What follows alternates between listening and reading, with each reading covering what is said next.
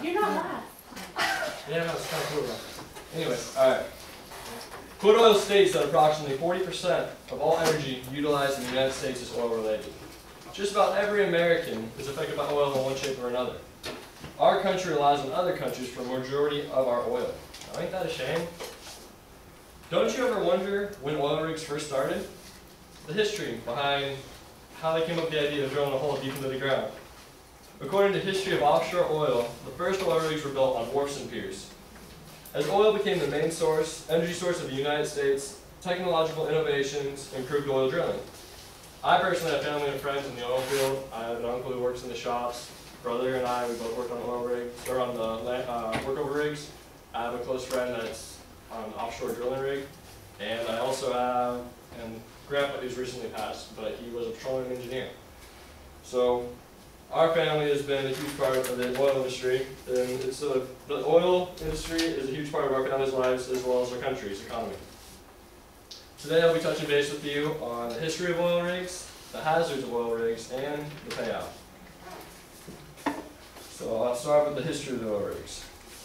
History of the oil industry states that in 347 AD, oil wells are drilled in China up to 800 feet deep using bits attached to bamboo poles.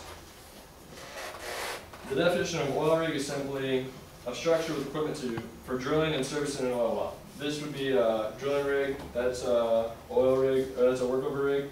They are on the back of, I guess, larger trucks and you can just move them. That's a wellhead pumping unit, and that's an offshore drilling rig. As well as drilling, workover.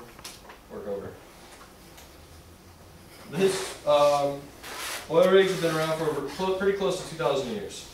The difference is that we have learned how to modernize oil wells, and instead of going 800 feet deep, we now go close to 10,000 to 30,000 feet deep, around there, depending on the type of well. Over the past 30 years, we have gone from importing 28% to a skyrocketing amount of almost 60% oil consumed in the United States is imported from other countries. The U.S. purchases about 200 million barrels from Canada annually alone. Now, there are risks to just about any job. However, this job comes with several serious hazards. While working on oil rigs, the injuries could lead from small little scratches and bruises to more severe injuries, such as losing limbs or even losing your life. Here's some hazards. That's a little joke too. But you need PPE if you're going to go up in the derrick. You need to have safety harnesses, equipment, you need gloves, proper PPE. I'll explain that. Alright, so Time U.S. covered an incident that happened April 20th off the Gulf of Mexico, approximately 50 miles off the coast of Louisiana, aboard Transocean's Deepwater Horizon oil rig. 115 people made it to safety. However, 11 workers are unaccounted for or presumed dead. Oil disasters cause damage to not only families, but also to our environment. Oil in the water, oil spills, hazards that happen.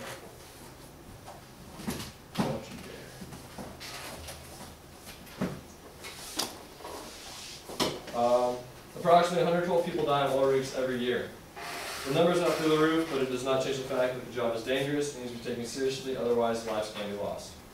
When working out on an oil rig, whether it be onshore or offshore, the minimum required personal protective equipment, PPE, that all employees must wear on the job site. You must wear coveralls, hard hats, safety glasses, steel-toed boots. It's wise to remove all jewelry so you don't get snagged in the machinery and possibly lose a finger. Or, like a lot of stuff happens. As well as H2S monitors, which is hydrogen sulfide. It's a lethal gas that comes up through the ground and it injures your body. You kind of get paralyzed, I guess, and you just fall down, lay down, and if you're exposed to it for too long, it causes death. When working on an oil rig, OSHA has come up with rules and regulations that for any accident with hazardous materials, they're put in place to keep workers safe. OSHA is a brand company. They make sure they go out and advise people what they have to have in order to do hazardous jobs. Employees must pay attention to the environment, what's going on around them, as well as other coworkers. One small mistake could lead to dire consequences. And now that you're aware of some of the hazards of being a roughneck, I'll lead into the benefits of becoming a roughneck. The business part of the oil industry is booming. There's no better time to be a part of it than now. Oil is over $100 per barrel and is run steady. We are paying close to $4 per gallon of gasoline here in Southern California. Retail gasoline shows that the West Coast is paying approximately $3.77 per gallon of gasoline we purchase. Oil companies as well as employers are making 30% more profit than they were 10 years ago, and employees can expect to get paid. As an unexperienced worker, you can expect to get paid about $20 an hour starting. If you have about a year's experience, $25, and if you work for a couple of years and you become an operator to work over on a rig, you can make anywhere from $27 to $40, depending on the company. As well as the companies provide health benefits, 401k plans, and other special perks that they come with, depending on the company. Not all, but the majority do.